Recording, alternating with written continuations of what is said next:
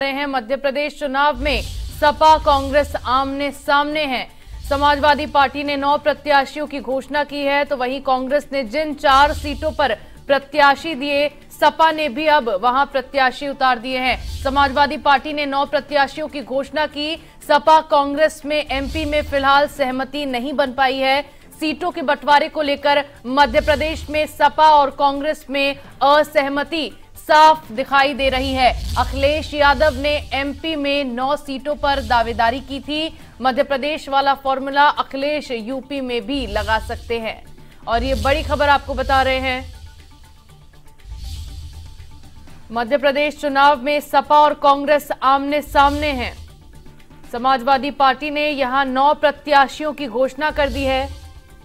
कांग्रेस ने जिन 4 सीटों पर प्रत्याशी उतारे, समाजवादी पार्टी ने भी वहां उम्मीदवार उतार दिए हैं।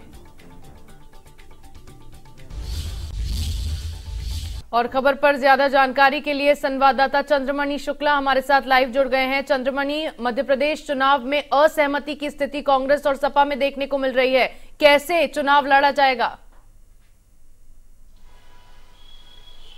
जी, निश्चित तौर से अगर मध्य प्रदेश चुनाव की बात करें तो जिस तरह से कांग्रेस के प्रत्याशियों की सूची आई थी और उसके बाद से ही ऐसा देखा जा रहा है कि कांग्रेस के प्रत्याशियों की सूची आने के तुरंत बाद समाजवादी पार्टी की तरफ से एक सूची जारी की गई है और जिसमें जो कांग्रेस की तरफ से प्रत्याशियों की सूची जारी की थी उसमें से 4 प्रत्याशी जो कांग्रेस के, उसी सीट पर समाजवादी पार्टी के प्रत्याशियों की घोषणा कर दी गई। कुल मिलाकर समाजवादी पार्टी ने 9 प्रत्याशियों की घोषणा की, जिसमें 4 वो सीटें हैं जहां पर कांग्रेस पहले से प्रत्याशियों की घोषणा कर चुकी है। तो निश्चित तौर से अब मध्य प्रदेश को लेकर समाजवादी पार्टी और कांग्रेस में तकरार नजर आ रही है और इसका असर लोकसभा चुनाव पर भी पड़ेगा। अभी हमारी लोकसभा चुनाव पर इसका असर पड़ेगा। चंद्रमणि, मध्य प्रदेश में यहां सपा और कांग्रेस दोनों ही आमने सामने दिखाई दे रही हैं। कांग्रेस ने जिन 4 सीटों पर प्रत्याशी उतारे, उन्हीं 4 सीटों पर समाजवादी पार्टी ने भी उतार दिए। इंडिया गठबंधन में दोनों ही पार्टियां शामिल हैं। लोकसभा चुनाव में इसका असर देखने को मिलेगा, कैसे गठबंधन पर इसका असर पड़ेगा?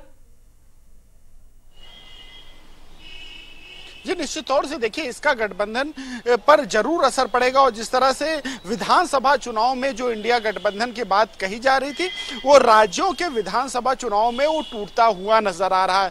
मध्य प्रदेश में ये उदाहरण सामने आया है जहां पर कांग्रेस और समाजवादी पार्टी आमने सामने, वहीं आम आदमी पार्टी भी अपने प्रत्याशियों की घोषणा करने जा रही। तो निश्चित तौर से यहाँ पर विधानसभा चुनाव में गठबंधन नजर नहीं आ रहा है। यही कारण है कि इसका असर लोकसभा चुनाव पर भी पड़ेगा और समाजवादी पार्टी का साफ तौर से कहना है कि जिस तरह से विधानसभा चुनाव में अगर समाजवादी पार्टी को मध्य प्रदेश में सीटें नहीं दी जा रही, जहां पर वो मजबूत स्थिति में है, तो वो लोकसभा चुनाव में भी जब उत्तर प्रदेश में कांग्रेस सीटें मांगने आएगी तो कांग्रेस जो समाजवादी पार्टी है वो भी इस तरह का रुख अपनाएगी। वहीं अगर सूत्रों की बात करें तो उनके सूत्रों के हवाले से ऐसी जानकारी निकलकर सामने आ रही है कि समाजवादी पार्टी की ओर से कांग्रेस के लिए साफ तौर से कहा गया है कि अगर आपके पास में जिताऊ उम्मीदवार हैं तो वो सूची दीजिए। सिर्फ सीटें मांगने से कि 30 सीटें दे दीजिए, 25 सीटें दे दीजिए, इससे काम नहीं चलेगा। आपको एक सूची देनी होगी, प्रत्याशियों के नाम देने होंगे और क्या वो जीत सकते हैं वो सीट पर, तभी आपको उत्तर प्रदेश में सीटें दी जाएंगी। जी, अगर बात इंडिया गठबंधन की यहां पर की जाए तो दोनों ही पार्टियां इस गठबंधन में शामिल हैं। कांग्रेस अपनी तरफ से लगातार इस कोशिश में बनी रही है कि हमेशा, क्योंकि कांग्रेस इंडिया गठबंधन की सबसे बड़ी पार्टी है, तो कांग्रेस हमेशा इस कोशिश में लगी रही है कि ज्यादा से ज्यादा सीटें उसके खेमे में रहे। लेकिन समाजवादी पार्टी ने भी उन्हीं सीटों पर अपने प्रत्याशी उतार दिए हैं। इस चुनौती से निपटने के लिए अब कांग्रेस की ओर से क्या कोई रणनीति तैयार की जाएगी या फिर कोई बड़ी तकरार समाजवादी पार्टी और कांग्रेस को लेकर देखने को मिलेगी गठबंधन में? ये देखिए, अगर मध्य प्रदेश के चुनाव की बात करें, सिर्फ अगर मध्य प्रदेश के चुनाव की बात करें तो वहां पर निश्चित तौर से जो कांग्रेस पार्टी है वो मजबूत भूमिका में है।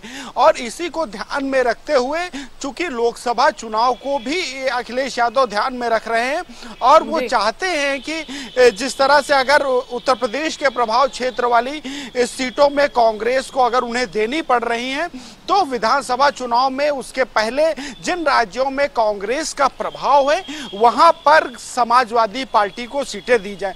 यानी विधानसभा चुनाव में अखिलेश यादव कांग्रेस के ये रुख जानना चाहते थे कि गठबंधन धर्म का कांग्रेस पार्टी कितना धर्म निभा रही है, और इसी के चलते उन्होंने मध्य प्रदेश, राजस्थान और छत्तीसगढ़ तीनों राज्यों में अपना पासा फेंका और तीनों राज्यों में जो कार्यकर्ता मेहनत करते नजर आए। राजस्थान में भी एक प्रत्याशी की घोषणा की गई है, मध्य प्रदेश में भी प्रत्याशियों की घोषणा की गई, वही अखिलेश यादव खुद मध्य प्रदेश गए थे। तो ये तमाम सियासी ताना बाना इसीलिए बुना गया कि दबाव की सियासत की जा सके, यानी कांग्रेस पार्टी पर दबाव बनाया जा सके कि वो विधानसभा चुनाव में समाजवादी पार्टी को सीटें दे। लेकिन अब ये नजर नहीं आ रहा है और जो अखिलेश यादव ने दबाव बनाने का प्रयास किया था वो विफल होता नजर आ रहा। तो अब इसका असर लोकसभा चुनाव यादव ने दबाव बनाने की कोशिश की, कांग्रेस ने उस परिस्थिति में भी कॉम्प्रोमाइज नहीं किया, कांग्रेस अब भी सहमत नहीं है, दोनों पार्टियां एक दूसरे के आमने सामने हैं। तो अब इन परिस्थितियों में समाजवादी पार्टी की ओर से क्या कुछ कदम उठाए जाएंगे? जी देखिए, अगर समाजवादी पार्टी की बात करें तो समाजवादी पार्टी को जो कदम उठाना है वो उठा चुकी है, यानी प्रत्याशियों की घोषणा कर रही है। 9 सीटों की प्रत्याशियों की घोषणा हो चुकी है और इसके आगे भी उम्मीद है कि और भी प्रत्याशियों की घोषणा होगी और इसका जो दूरगामी परिणाम है वो लोकसभा चुनाव में देखने को मिलेगा। जिस तरह से ऐसी बातें कही जा रही थी कि कांग्रेस पार्टी उत्तर प्रदेश में करीब 30 सीटें मांग रही या 20 से अधिक सीटें मांग रही, तो अब जब लोकसभा चुनाव में कांग्रेस पार्टी समाजवादी पार्टी के प्रभाव वाली सीटें जहां पर मांगने की कोशिश करेगी तो समाजवादी पार्टी जरूर आनाकानी करेगी। अब ये देखना वाला होगा कि कैसे सामंजस्य बैठता है और जो समन्वय समिति बनी हुई वो किस तरह से निर्णय लेगी, तो तमाम चीजें देखने वाली होंगी। लेकिन ये बात जरूर है कि मध्य प्रदेश के विधानसभा चुनाव की वजह से कांग्रेस और समाजवादी पार्टी के बीच में टकरार जरूर हुई। जी, जाहिर तौर पर एमपी चुनाव में कांग्रेस और सपा दोनों ही आमने सामने आ गई हैं, जिसका सीधा असर विधानसभा चुनाव के साथ साथ लोकसभा चुनाव पर भी पड़ता दिखाई दे रहा है। तमाम जानकारियों के लिए बहुत बहुत शुक्रिया चंद्रमणि।